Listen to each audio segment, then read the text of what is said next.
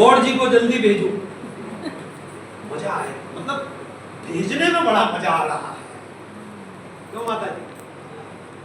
क्या वाट से वो भेज रहा है, वो इसको भेज रहा है, वो उसको भेज रहा है, सारी दुनिया में इसी में टाइम जा रहा है। तो गुरुजी से जुड़ो, ये 4G है, 5G है, यदि ये ही रहा तो हम बर्बाद हो जाएंगे। इसलिए अपने जी को 4G 5G से दूर करके अपने जी को गुरुजी से जोड़ दो।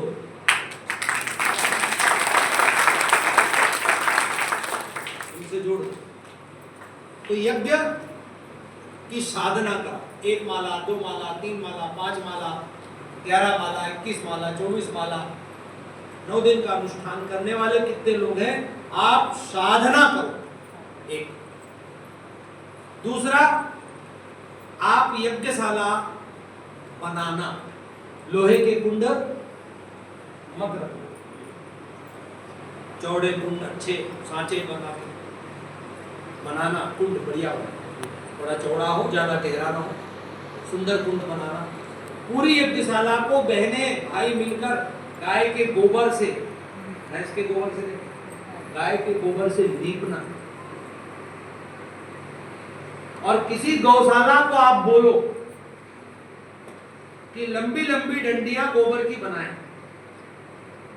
लकड़ी आधी से कम कर देना, लकड़ी कम कर दो, गाय का गोबर सूखा। यज्ञ मतलब हमारे यहाँ क्या होता था? गाय का सूखा गोबर, गाय का घी, शुद्ध औषधि, तभी हमारा हवन माना जाता। हम बाजार से घी ले आते, नकली घी आ जाता है, नकली घी से हवन करने लगते हैं। मत करो, भले 1 ही चम्मच डालो। आप किसानों से संपर्क करो, एक कुंड पर 200 ग्राम घी बहुत हो गया रोज का, 100 कुंडों पर कितना? 5, एक किलो में 5 कुंड हो तो आपके 151 है, तो 151 से 5 को भाग दे दो, 30-32 किलो, 30 किलो घी रोज लगेगा। 3 दिन करोगे, 4 दिन करोगे तो कुंटल भर लगेगा। कितना? 100 किलो घी। 100 ग्राम वाले लोगों से संपर्क करो, भैया हमको बाजार का नहीं चाहिए, तुम अपने घर से पहले नंबर पर गाय का घी शुद्ध। जब गाय का शुद्ध न मिले तब भैंस का भी लो, पर शुद्ध कोशिश करो गाय का ही मिले। और बड़ी मजे की बात है माताओं बहनों भाइयों, नकली घी असली का बाप है। रेस उसमें रवा भी है, खुशबू भी है, बड़ा ही कमाल का है नकली घी। आप शुद्ध गाय के घी से हवन करना। गौड़ जी पूरी टीम नोट कर ले, कोशिश करना, उसके फिर परिणाम आप देखें। अपना जो घी, अपना अखंड दीपक है, वो शुद्ध गाय के घी से जलता है, और हम किसी से गाय का घी लेते नहीं है। हमारी गौशाला में गौ माता है, देसी नस्ल की गाय जो दूध देती है, उसी से घी सिद्धिया जी निकलवाती है और उसी से वो दिया जाता है। और किसानों को आप प्रेरणा दो, कीर नस्ल की, साहिवाल नस्ल की एक गाय लोग पाले, गौ माता को पाले।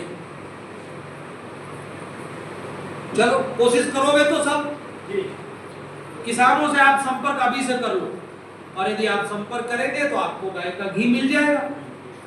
हो गया। लकड़ी आम, पीपल, गुलर, अशोक, शमी, पलाश, अकाव की सूखी लकड़ी छोटे छोटे टुकड़े करवा के रख लेना अभी से, बारिश के बाद करवा लेना, उनको अच्छी सुखा के।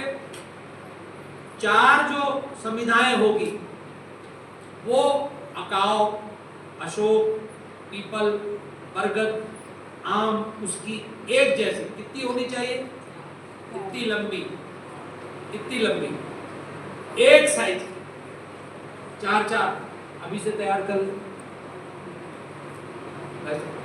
लकड़ी। और गौड़ जी हम अब अपने हवनों में लकड़ी जलाने की बजाय गाय का गोबर जलाए सूखा, और उसको कंडे के लंबे डंडों के रूप में, गौशालाओं में आजकल मशीनें आ गई, बना देंगे, तो वही रहता है, सब वही रहता है। हाँ, उससे आप हवन कीजिए। एक तो भस्म भी आपको शुद्ध मिलेगी, दूसरा प्रकृति के लकड़ी को हम बचा पाएंगे, लकड़ी को हम बचा। और हमने तो हाँ यहाँ व्यवस्थापक जी से बात की कि लकड़ी अब धीरे धीरे खत्म कर, हम कंडे का ही लंबी लकड़ी, कंडे वो गाय के गोबर को लंबी डंडी के रूप में आप बनवा लो, बढ़िया। ऐसा लगेगा नहीं कि लगता है 10 मिनट लगता है, कोशिश नहीं हो, अपना जो अभ्यास हो गया उसको ठीक। अच्छे आसन रखना, प्लास्टिक का कोई भी काष्ठ पात्र न रखना। हम क्या है, कटोरी चम्मच सब प्लास्टिक के रख लेते हैं, धातु का रखना। हवन करते हो उसको तरीके से करो, अच्छे आसन, और कोशिश करना एक ही प्रवचन हाल और एक ही पंडाल बनाओ, दो दो तीन तीन पंडाल। लोग चप्पल जूता पहन के वेटिंग हॉल में बैठे आराम से हवन प्रवचन सुने, एक ही जगह, एक ही मंच, एक ही से कार्यक्रम करो, एक ही साउंड रखो, तो पैसा भी बचेगा। फिर कार्यक्रम स्थल ऐसी जगह चुनो जहां सबको आना आसान हो, पर डिस्टरबेंस ना हो। जिधर मंच बनाओ उधर पीछे रोड नहीं होना चाहिए, चौड़ा स्थान होना चाहिए, गाड़ियों की पार्किंग का स्थान अलग करो। साहित्य स्टॉल, ये जो बाजार के लोग लोटा कलश चम्मच कटोरी ढूंढना चुना बेचने आ जाते हैं, उनको बिल्कुल दूर रखो। 10-5 साहित्य स्टॉल अपनी जो है एरिया में, उनको बोलो कि अभी हम गए थे 200-500 एक कुंड में अमेठी में, इतना 500 था 200 नहीं ज्यादा था। हाँ, तो वहां पर राय बरेली वालों ने पुस्तक मेला लगाया,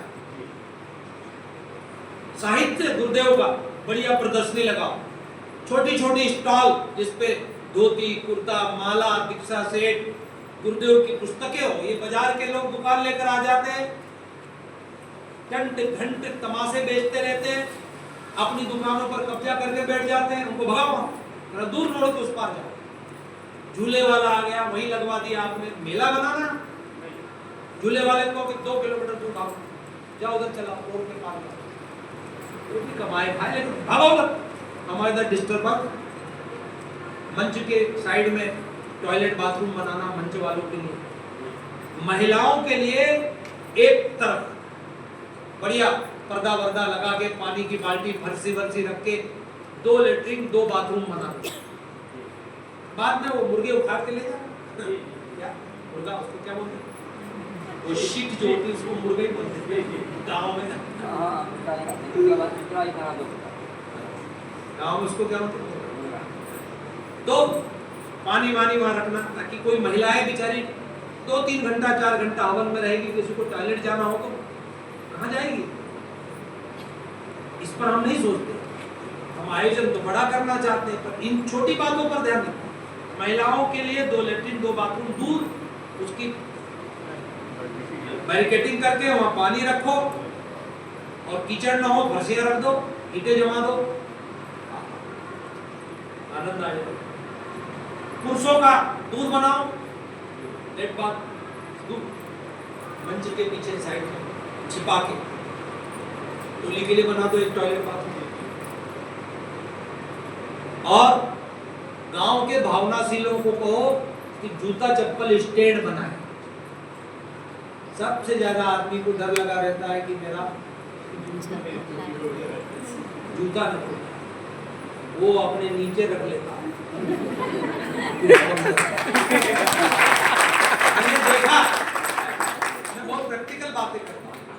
उनका क्या कर रहे हो? बोले त्वमेव माता च पिता त्वमेव बन्धुश्च सखा त्वमेव विद्या द्रविणम त्वमेव मम देव सर्वदेव। क्यों माता जी? और कई महापुरुष तो जूता उठाने ही आते हैं। बढ़िया बढ़िया जूता हो नहीं। शांतिपुर में ऐसा हम 10 बार घरों से पकड़ पकड़ के लाए, कैमरे में देख लेते थे, गेट पे मोबाइल नंबर है, दौड़ा दौड़ा के लाते थे। जो तुम्हारे बाप का जूता, गुरु जी के आए बच्चे का जूता ले लो। और ले कौन सा जाते थे? 5,000, 3,000, 4,000, 10,000 का जूता ले जाते थे और बाहर 100-100 रुपए में बेच देते थे। उनका धंधा है क्या? धंधा। ऐसे लोग आपके एक में बिजनेस डालने आते, तो आप जूता चप्पल काउंटर बनाओ, उसको टोकन